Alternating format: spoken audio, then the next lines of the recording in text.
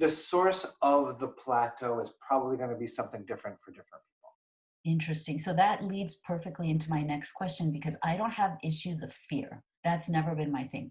My problem has always been about playing catch up. So I wanted to ask you, how do you apply the new paradigm, which I absolutely love because I feel like I've spent my whole life in the old paradigm, right? Yeah. And that's helped me accomplish a lot. But now, again, I've reached that plateau. So how do you apply that to being a solopreneur? Because that is what I am right now. And it's constant overwhelm, constant to-do lists. Always feel like I'm trying to catch up, but never actually getting there. And when you say catch up, what are you trying to catch up to? Is it catch up So to a certain level of clients? Is it catch up to an income? Is it catch up to great.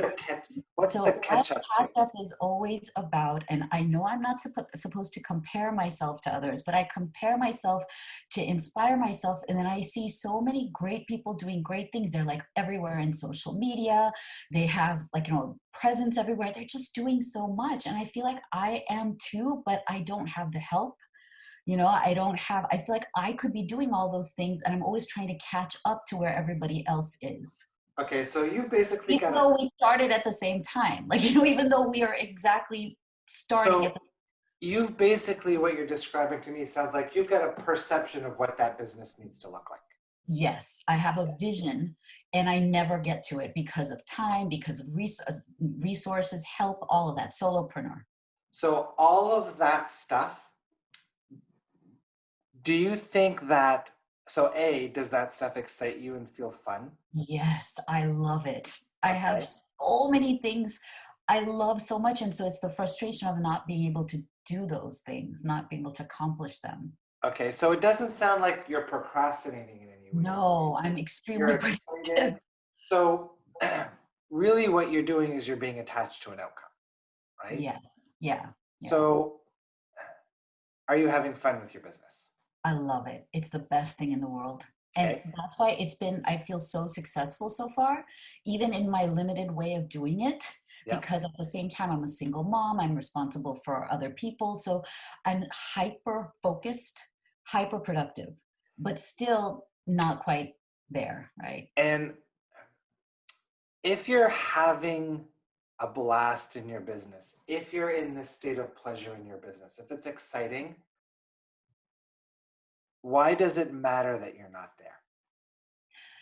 Because I guess I feel like this, I think maybe it has to do with that middle age thing where it's like I changed careers from academia to entrepreneurship and Yeah. I feel like I'm behind.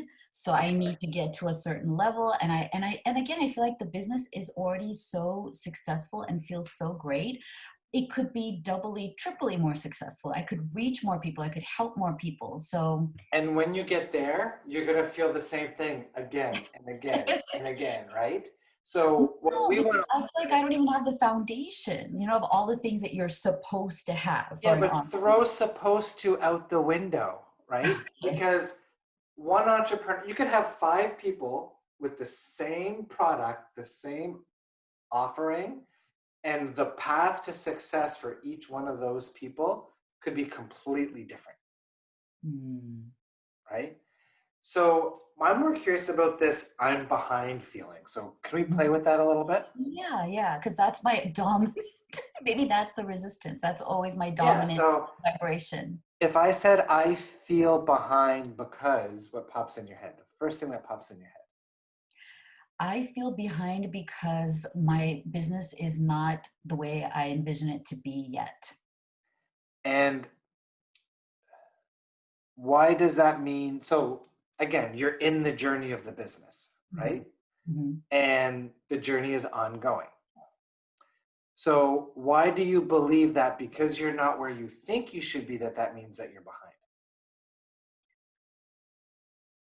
Because Because I look at yeah, because I look at other people in my same niche and think they're doing fantastic things and are way ahead, and I should be there too.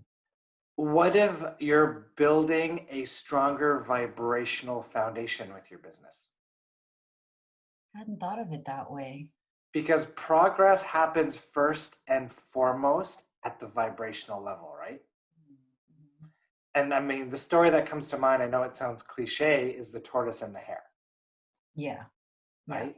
Mhm. And I remember when I put out my first book, Power of Joy, when I got the first draft back from the editor, it took me 9 months to get back to the draft just to do the edits. No matter how much I tried, the energy wasn't there. I just couldn't get back to it. And during those 9 months, Wayne Dyer passed away. I Mhm. reflected a lot on his writing style. And then when the energy suddenly came back to get back to the book, I came back with a fresh new energy. I changed all the chapters, I integrated stories, and that's the reason people love that book so much.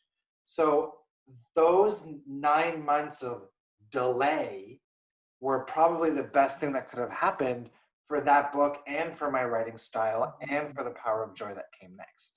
Right. Mhm. Mhm. So if I go back in time to that period where it was time for me to get back to those edits, and I had 5 friends who all put out those books 9 months before me, does that necessarily mean that I'm behind?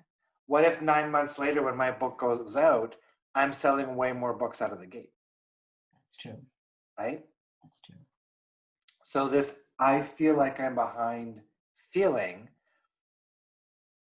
can you acknowledge that your path is unique to you? And then Yes. everybody you're comparing yourself to, that they all have their own unique paths?